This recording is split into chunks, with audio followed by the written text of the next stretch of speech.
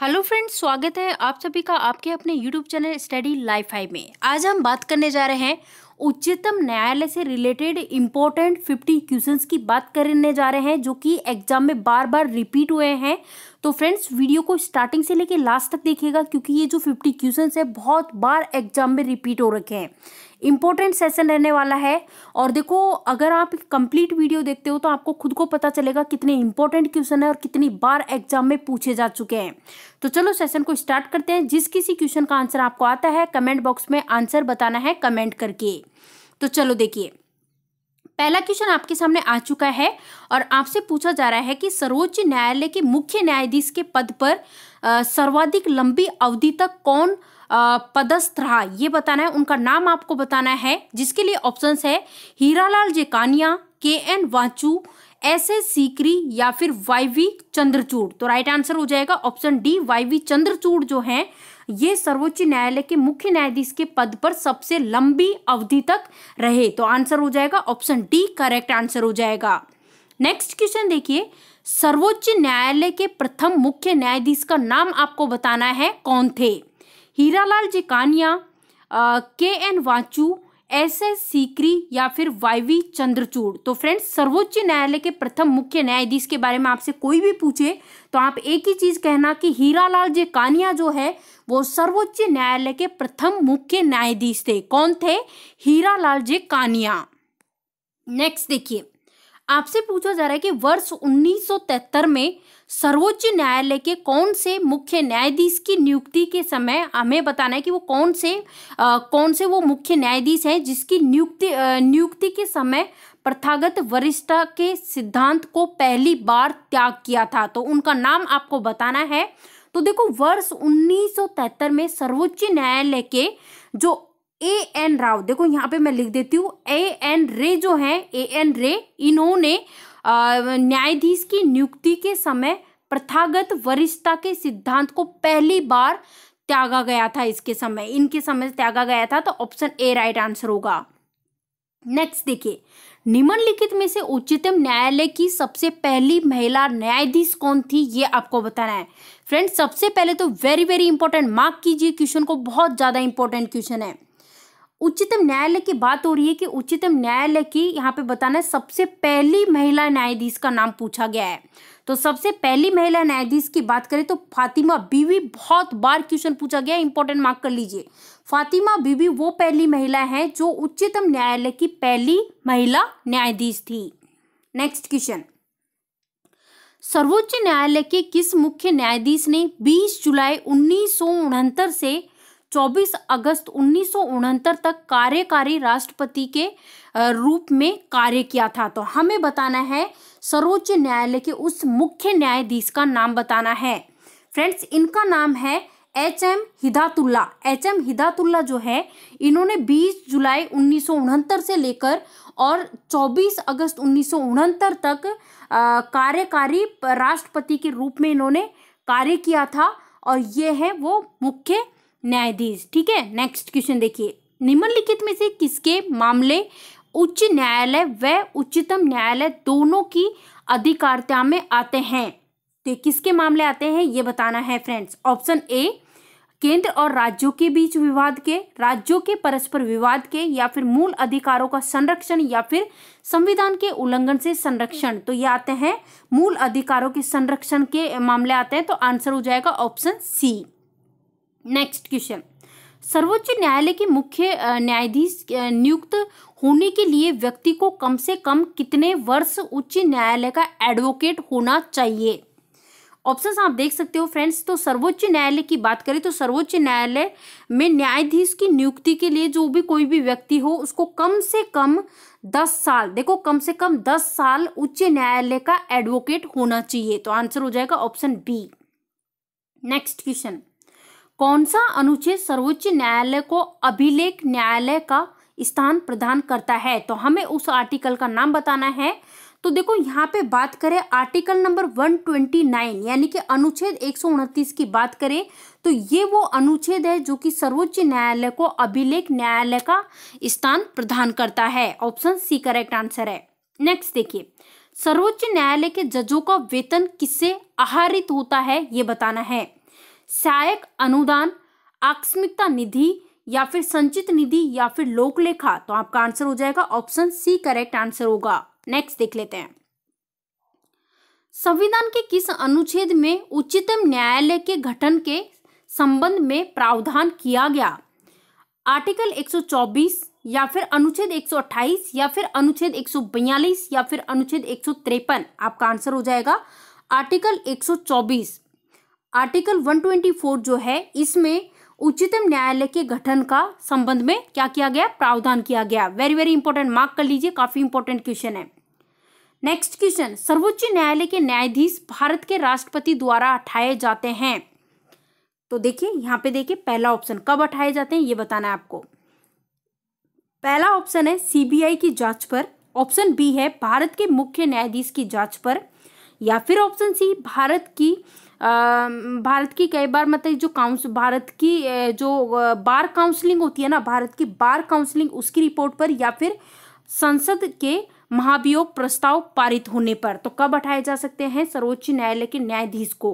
तो भाई सर्वोच्च न्यायालय का जो न्यायाधीश होता है ना उसको भारत के राष्ट्रपति के द्वारा हटाया जा सकता है, संसद के महाभियोग प्रस्ताव पारित होने पर हटाया जा सकता है। तो ऑप्शन डी करेक्ट आंसर है।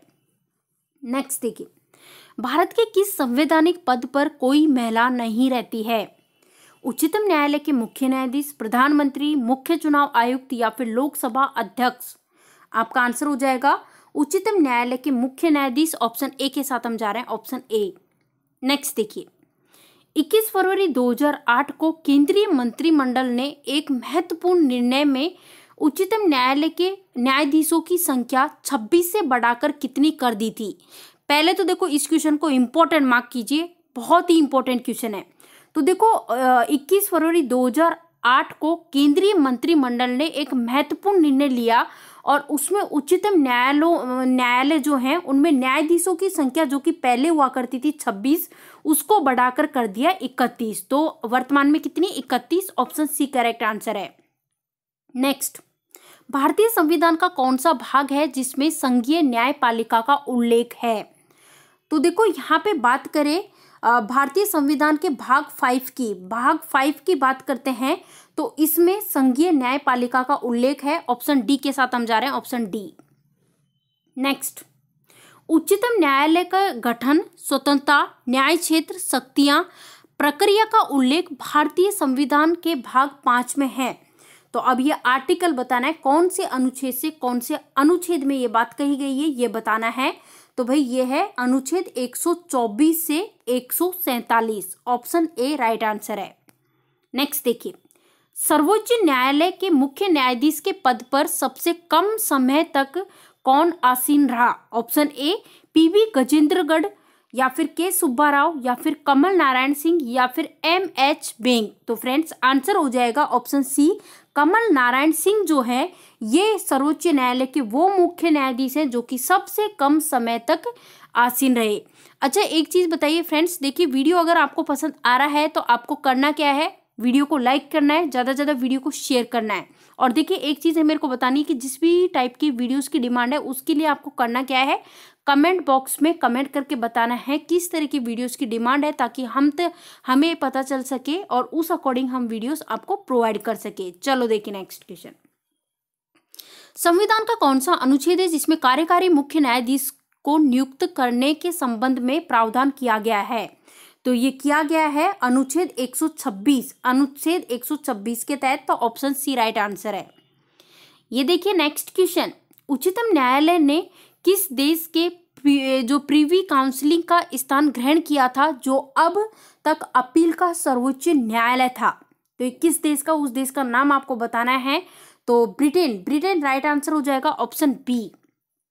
नेक्स्ट क्वेश्चन, सर्वोच्च न्यायालय और उच्च न्यायालय के न्यायाधीशों को असमय पद से हटाने के लिए महाभियोग का प्रस्ताव संसद के किस सदन में प्रस्तुत किया जाता है? उस सदन का नाम बताना है। लोकसभा, राज्यसभा, उपरोक्त दोनों, या फिर उपरोक्त में से कोई नहीं? तो फ्रेंड्स आंसर हो जाएगा उपरोक्त दोनों। देखो सर्वोच्च न्यायालय और उच्च न्यायालय के न्यायाधीशों को असमय पद से हटाए जाने का जो महाभियोग प्रस्ताव जो होता है उसको पारित किया जाता है दोनों सदनों में, लोकसभा और राज्यसभा। नेक्स्ट, भारत के उच्चतम न्यायालय का उद्घाटन कब हुआ था? वेरी वेरी इंपॉर्टेंट, मार्क कीजिए फ्रेंड्स। यहाँ पे बताएं सुप्रीम कोर्ट के बारे में। भारत का जो उच्चतम न्यायालय है इसका उद्घाटन हुआ था 28 जनवरी 1950 को। ऑप्शन डी करेक्ट आंसर है। नेक्स्ट, संविधान का वो कौन सा अनुच्छेद है जिसमें न्यायपालिका के कार्यपालिका से पृथक का उल्लेख किया गया है? तो ये किया गया है आर्टिकल 50, अनुच्छेद 50, आर्टिकल 50 राइट आंसर है, ऑप्शन डी। नेक्स्ट देखिए, जनहित याचिकाओं का आधार किसमें पाया जाता है? ऑप्शन ए संविधान में, ऑप्शन बी संसदीय कानून में, या फिर ऑप्शन सी न्यायिक विवर्तन, या फिर कहीं नहीं। तो फ्रेंड्स आंसर होगा ऑप्शन सी, करेक्ट आंसर हो जाएगा ऑप्शन सी। यहाँ देखिए आप, नेक्स्ट क्वेश्चन आपसे पूछा जा रहा है कि जब विवादों के संबंध में कानून प्रकाश नहीं डालता है तो न्यायाधीशों के निर्णय का उपयुक्त आधार क्या होगा? ऑप्शन ए संविधान, औचित्य, धर्म, या फिर अध्यादेश। तो आपका आंसर हो जाएगा औचित्य, ऑप्शन बी। नेक्स्ट क्वेश्चन, भारतीय संविधान में न्यायिक पुनरावलोकन किस पर आधारित है? तो फ्रेंड्स ये किस पर आधारित है? विधि द्वारा स्थापित प्रक्रिया, ऑप्शन सी राइट आंसर है। ये देखिए नेक्स्ट क्वेश्चन, विधि के शासन के लिए नुकसानदायक क्या है? ऑप्शन ए न्यायिक सक्रियता, न्यायिक पुनरावलोकन, या फिर कानून की उचित प्रक्रिया, या फिर कानून द्वारा स्थापित प्रक्रिया। आपका आंसर होगा न्यायिक सक्रियता, ऑप्शन ए राइट आंसर है। नेक्स्ट क्वेश्चन, सर्वोच्च न्यायालय के लिए सभी न्यायाधीशों के वेतन भत्ते निर्धारित करने की जो शक्ति होती है वो किसकी होती है, ये बताइए। प्रधानमंत्री की, राष्ट्रपति की, वित्त मंत्रालय की, या फिर संसद की? तो फ्रेंड्स ये होती है संसद की। किसकी होती है? संसद की। नेक्स्ट देखिए, भारत में न्यायपालिका है, ऑप्शन ए राज्यों का विषय, केंद्रों का विषय, एकीकृत और अविभाज्य, या फिर उपरोक्त में से कोई नहीं। तो आपका आंसर हो जाएगा ऑप्शन सी एकीकृत और अविभाज्य, ऑप्शन सी के साथ हम जा रहे हैं। नेक्स्ट, भारत में सर्वोच्च न्यायालय की स्थापना कब हुई ये बताना है। मतलब कि जो सर्वोच्च न्यायालय है उसकी स्थापना किसके तहत हुई? ऑप्शन ए 1950 के संसद का एक अधिनियम द्वारा, या फिर भारतीय स्वाधीनता अधिनियम 1947 के अधीन, या फिर भारत सरकार अधिनियम 1935 के अधीन, या फिर भारतीय संविधान के द्वारा। तो आंसर हो जाएगा ऑप्शन सी, करेक्ट आंसर हो जाएगा। भारत में सर्वोच्च न्यायालय जो है इसकी स्थापना हुई भारत सरकार अधिनियम 1935 के अधीन, ऑप्शन सी राइट आंसर है। नेक्स्ट, निम्नलिखित में से किसके अंतर्गत भारत में सर्वोच्च न्यायालय सबसे पहले बताना है कि भारत में सबसे पहले सर्वोच्च न्यायालय की स्थापना हुई? किसके अंतर्गत हुई सबसे पहले? तो फ्रेंड्स सबसे पहले हुई थी रेगुलेटिंग अधिनियम, जो रेगुलेटिंग एक्ट जो है 1773 के तहत हुई थी, है ना। तो आपका आंसर हो जाएगा ऑप्शन ए। नेक्स्ट देखिए, वर्तमान में सर्वोच्च न्यायालय में मुख्य न्यायाधीशों के अतिरिक्त, देखो मुख्य न्यायाधीश जो है ना, मुख्य न्यायाधीश, उसके अलावा पूछा है कि उसके अलावा न्यायाधीश का प्रावधान किया गया, मतलब कितने न्यायाधीश का प्रावधान किया गया? तो देखो मुख्य न्यायाधीश है, इसके अतिरिक्त 30 और मुख्य न्यायाधीश को मिलाकर कितने हो गए? टोटल 31। तो ये ध्यान रखना है, ऑप्शन डी राइट आंसर है। नेक्स्ट, भारत का सर्वोच्च न्यायालय का एक न्यायाधीश कितनी उम्र तक अपने पद पर बना रह सकता है? वेरी वेरी इंपॉर्टेंट, मार्क कीजिए, इस तरह के क्वेश्चन देखने को बहुत मिलते हैं। तो भारत का जो सर्वोच्च न्यायालय है इसका जो भी न्यायाधीश होता है वो कितनी उम्र के लिए? तो फ्रेंड्स 65 आपको ध्यान रखना है, 65 उम्र तक अपने पद पर बना रह सकता है, 65। नेक्स्ट, भारत में उच्चतम न्यायालय में न्यायाधीशों की संख्या बढ़ाने का अधिकार किसके पास होता है? इंपॉर्टेंट, मार्क कर लीजिए। भारत की संसद, भारत का राष्ट्रपति, केंद्रीय विधि मंत्रालय, या फिर भारत का मुख्य न्यायाधीश? तो आपका आंसर होगा ऑप्शन ए, भारत की संसद के पास यह अधिकार होता है, भारत की संसद के पास। नेक्स्ट देखिए, इस समय उच्चतम न्यायालय में कितने न्यायाधीश हैं? तो ये आंसर अब तक आपको रट जाना चाहिए। टोटल कितने हैं फ्रेंड्स? ये हैं 31, और पहले कितने थे? 28। तो अभी का वर्तमान का आपको ध्यान रखना है 31। चलो देखिए नेक्स्ट क्वेश्चन, जब भारतीय न्यायिक पद्धति में लोकहित मुकदमा यानी कि जो PIL जो होता है ना, ये लाया गया, तब भारत के मुख्य न्यायमूर्ति कौन थे? M इदातुल्ला, AS अहमदी, AS आनंद, या फिर PN भगवती? तो फ्रेंड्स आंसर होगा option D, PN Bhagwati. Next देख लेते हैं, मूल रूप से संविधान में सर्वोच्च न्यायालय में मुख्य न्यायाधीश के अतिरिक्त कितने न्यायाधीश की व्यवस्था थी? तो कितने न्यायाधीश की थी? 7। आपको याद रखना है फ्रेंड्स, 7। ऑप्शन बी के साथ हम जा रहे हैं, ऑप्शन बी। ये देखिए नेक्स्ट क्वेश्चन, सर्वोच्च न्यायालय के मुख्य न्यायाधीश की नियुक्ति कौन करता है? लोकसभा का अध्यक्ष, राज्यसभा का सभापति, प्रधानमंत्री या फिर राष्ट्रपति? तो सर्वोच्च न्यायालय जो होता है इसके मुख्य न्यायाधीश की नियुक्ति की जाती है राष्ट्रपति के द्वारा। आपका आंसर हो जाएगा ऑप्शन डी। अगर आपने आंसर किया है तो बिल्कुल सही जवाब आपका। यहाँ देखिए नेक्स्ट क्वेश्चन, देखिए क्या पूछा जा रहा है आपसे। संविधान के व्याख्याकार और संरक्षक कौन है? राष्ट्रपति, संसद, सर्वोच्च न्यायालय या फिर भारत का महाधिवक्ता? तो फ्रेंड्स देखो, अगर आपने चुना है ऑप्शन सी तो बिल्कुल सही आंसर है आपका, ऑप्शन सी, सर्वोच्च न्यायालय। नेक्स्ट देखिए, वर्तमान में सर्वोच्च न्यायालय में मुख्य न्यायाधीश के अतिरिक्त कितने न्यायाधीश प्रावधान है? आंसर याद हो जाना चाहिए फ्रेंड्स, तो आंसर कीजिए क्या होगा राइट आंसर। अगर आप सभी ने ऑप्शन डी आंसर दिया तो बिल्कुल very good, option D right answer हो जाएगा। मुख्य न्यायाधीश के अतिरिक्त कितने न्यायाधीश है? 30, और मुख्य न्यायाधीश को मिलाकर के 31। ठीक है, नेक्स्ट देखिए, सर्वोच्च न्यायालय के अन्य न्यायाधीश जो होते हैं इनकी नियुक्ति किसके द्वारा की जाती है ये बताना है। राष्ट्रपति, मुख्य न्यायाधीश, प्रधानमंत्री, मंत्री परिषद? तो सर्वोच्च न्यायालय जो होता है, सुप्रीम कोर्ट, इसके जो अन्य न्यायाधीश होते हैं इनकी नियुक्ति किसके द्वारा की जाती है? राष्ट्रपति के द्वारा। नेक्स्ट, भारत के कार्यवाहक मुख्य न्यायाधीश की नियुक्ति कौन करता है? तो भारत का जो कार्यवाहक मुख्य न्यायाधीश की, अब देखो बात हो रही है मुख्य न्यायाधीश की, चाहे तो मुख्य न्यायाधीश हो, चाहे मुख्य न्यायाधीश के अलावा बाकी के 30 न्यायाधीश हो, इन सभी की नियुक्ति की जाती है राष्ट्रपति के द्वारा, प्रेसिडेंट के द्वारा। प्रेसिडेंट वाला वीडियो लेके आएंगे हम बहुत जल्द, जिसमें प्रेसिडेंट वाला जो पार्ट है वो कंप्लीट कराएंगे, इससे रिलेटेड जो भी क्वेश्चंस पूछे जाते हैं वो कराएंगे। इससे पहले देखो मुख्यमंत्री का बना दिया है, उपराष्ट्रपति का, मतलब काफी सारे पॉलिटिकल के काफी सारे डाल दिए हैं। चलो देखिए नेक्स्ट क्वेश्चन, भारतीय संविधान की व्याख्या करने का मुख्य अधिकारी कौन है? लोकसभा अध्यक्ष, राष्ट्रपति, अटॉर्नी जनरल या फिर सर्वोच्च न्यायालय?